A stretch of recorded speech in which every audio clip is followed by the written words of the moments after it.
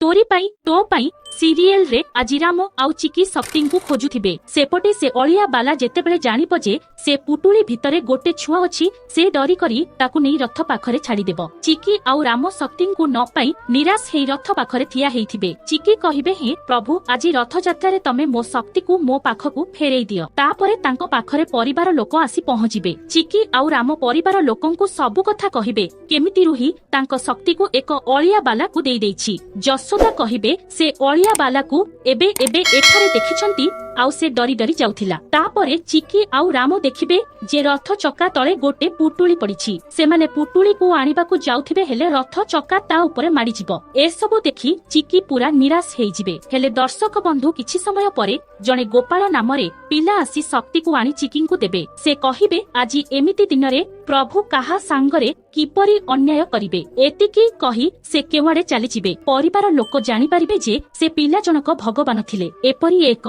Episode देखिबे।